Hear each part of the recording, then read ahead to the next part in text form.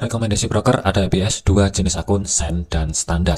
Kelebihannya, spread tipis mulai dari 0,7 pip, eksekusi market dimulai dari 0,01 detik, di mana saat volatility tinggi kita masih tetap bisa entry ataupun exit dengan cepat. Kemudian ada akun free swap, kalaupun ada posisi menginap lebih dari 1 hari ataupun 1 minggu, tanpa ada biaya ataupun komisi tambahan. Dapatkan cashback atau promo rebate sebesar 20% untuk akun standar dan 10% untuk akun sen dengan menggunakan link yang ada di kolom deskripsi. Metode deposit mulai bank lokal dan sudah tersedia untuk dompet elektronik, prosesnya hitungan menit. Khusus promo rebate ini hanya berlaku dengan menggunakan link yang ada di kolom deskripsi. Tanpa link tersebut, promo rebate tidak akan aktif. Assalamualaikum warahmatullahi wabarakatuh. Selamat datang di channel Efeksional Target. Baik rekan-rekan semua, update penerusan daripada video outlook kemarin ya, diperuntukkan hari ini tanggal 5 sampai dengan besok tanggal 6 Agustus 2025. Yang akan menjadi fokus untuk hari ini ada PMI ya, yang akan dirilis nanti 24.5 dan 21.00 waktu Indonesia Barat. Untuk PMI sendiri, data yang pertama adalah 52,9, cuman hati-hati sebelum nanti dirilis ya, waspadai apakah ada revisi atau tidak. Kemudian 50,8, ini juga sama dari segi ISM-nya, tapi untuk kesimpulannya di atas daripada 50 ini kategorinya masih positif untuk indeks dolar, tetapi kalau misalkan di bawah daripada 50 itu surprise negatif untuk indeks dolar, berpeluang misalkan nanti rilisnya ternyata ya di bawah 50, ini akan ngedorong indeks dolar melemah. Tetapi kalau misalkan masih tetap berada di atasnya data yang sebelumnya, tentunya ini akan ngedorong untuk indeks dolar menguat lebih lanjut. Untuk besok dari segi fundamental kosong ya, jadi untuk hari ini fokusnya cuma ada dua aja. Kemudian langsung masuk dari segi teknikalnya. Perjalanan minggu ini untuk indeks dolar itu masih berada di ring area sideways ya. Untuk ring area sideways saat ini itu batas bawah pivot 98.500, batas atas pivot 99.200an lah kurang lebih. Harga dari open market minggu ini sampai sekarang itu masih bermain-main di ring area zona tengah atau sebagai pivot yang saya blok abu-abu ya. Kuncinya adalah kalau misalkan harga malam ini ataupun besok mampu maintain di atasnya 99.200an kurang lebih ada di sini, baru ada peluang arah resisten pertama terlebih dahulu yang berada di 99.800. Tetapi kalau misalkan gagal dan kunci bagian bawah itu berada di 98.53 pembulatan, jadi kalau misalkan kehilangan level area tersebut, baru peluang ke support pertama weekly yang berada di 98.00 sebelum pelan-pelan ngerambat ke atas kembali ya. Jadi untuk indeks dolar saat ini masih sideways, jadi ring area sidewaysnya adalah blok abu-abu di sini. Waspadai level kunci atas dan bawah yang mana yang di break terlebih dahulu.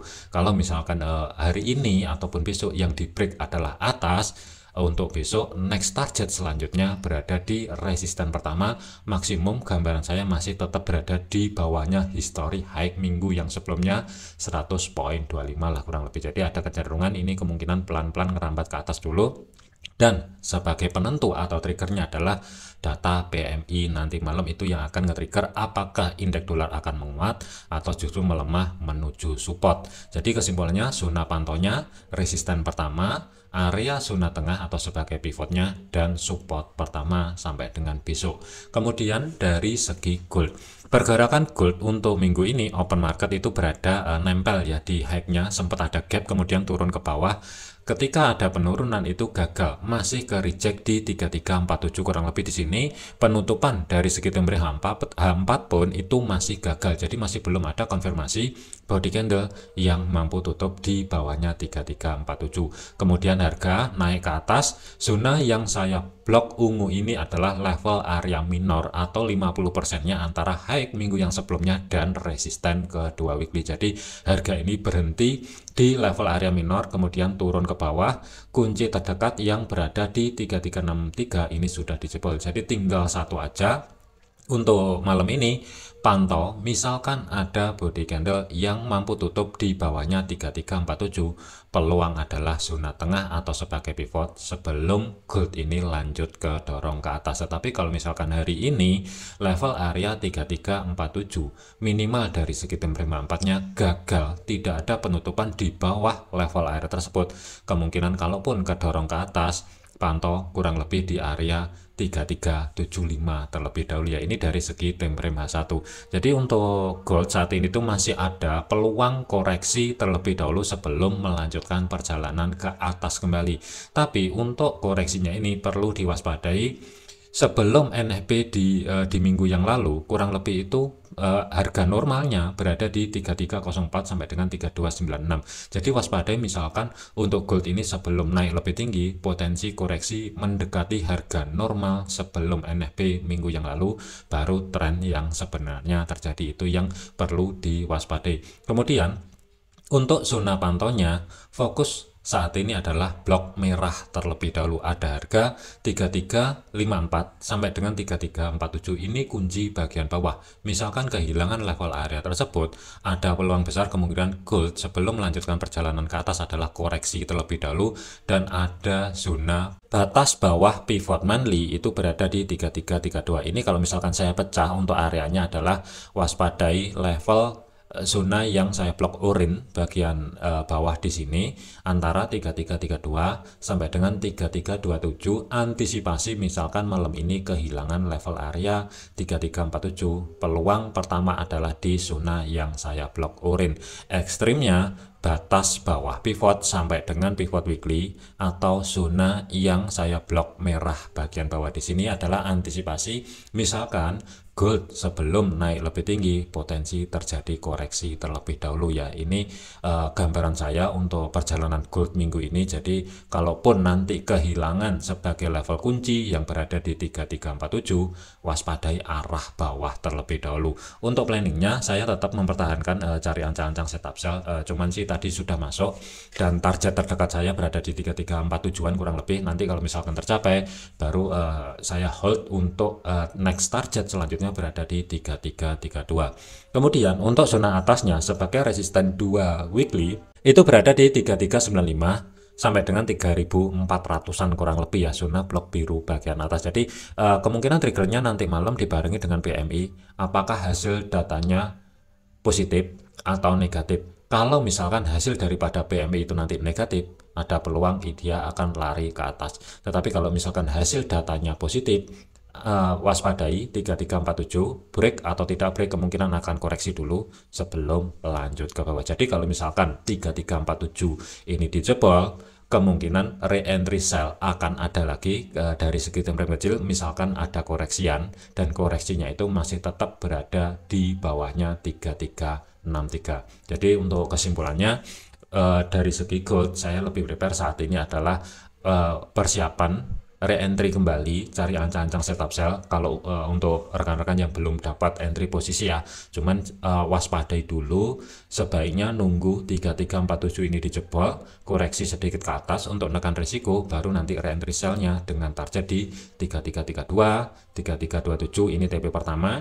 TP keduanya di atasnya 3315, mengingat di kirinya 3315 ini adalah pivot weekly yang berlaku sampai dengan nanti penutupan di Sabtu dini hari minggu ini ya. Jadi perjalanan ini sebagai keseimbangan harga minggu ini itu masih belum diambil. Jadi waspadai. Biasanya sih kalau misalkan hasil daripada data NFP positif sebelum melanjutkan tren ke atas lebih tinggi, bergerak di atasnya 3400 dari segi teknikal, biasanya mendekati dulu harga normalnya sebelum NFP rilis, baru melanjutkan perjalanan kembali ke atas atau tren yang sebenarnya ya. Jadi kesimpulannya dari segi gold hari ini kunci 3347, kalaupun ada kedorong ke atas selama harga ini tidak balik di atasnya 3372, saya lebih prepare adalah re-entry, persiapan cari ancang-ancang setup sell dengan targetnya kurang lebih blok orange maksimum berada di 3315 ya. Baru nanti kalau misalkan ada konfirmasi pembalikan arah, kemungkinan planning buy akan ada lagi. Cuman fokus saya sementara ini adalah di sell terlebih dahulu. Selanjutnya adalah untuk Bitcoin. Jadi pergerakan untuk Bitcoin ini harga penurunannya itu di 112.000. Saat ini harga itu masuk kembali di area zona tengah atau sebagai pivot weekly. Untuk pivot weekly sendiri 115.700-an batas atas pivot, 116.600-an batas bawah pivot, 114.000-an.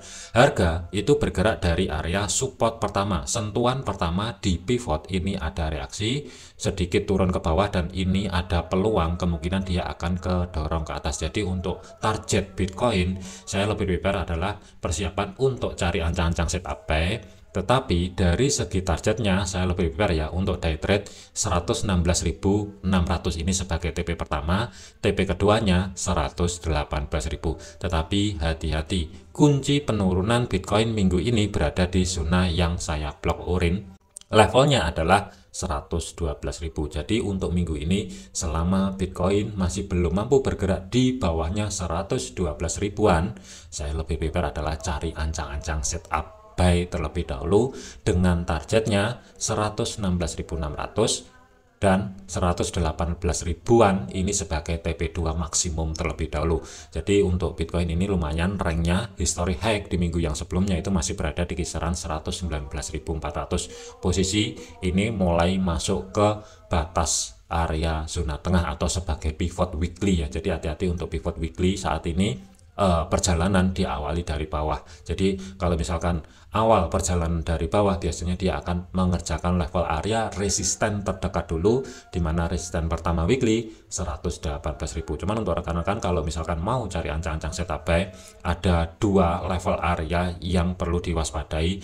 Yang pertama adalah minornya antara support pertama sampai dengan batas bawah pivot. Kalau misalkan saya tarik garis ya, sebenarnya harga ini sudah ketahan di level area minor, kurang lebih zona yang saya blok merah di sini 113.800 dan 114.100. Jadi kalau mau cari ancang-ancang buy, opsi yang pertama adalah ini zona pertama, kemudian zona kedua sedekat mungkin dengan level area support pertama weekly, baru nanti targetnya TP pertama berada di 116.600-an lah. Tentunya risiko lebih kecil ya, tetapi kalau misalkan mau masuk sekarang, jarak untuk stop loss harus berada di bawahnya 113.500-an.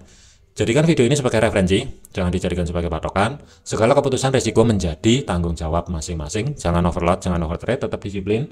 Terima kasih, sampai jumpa di video yang selanjutnya. Wassalamualaikum warahmatullahi wabarakatuh.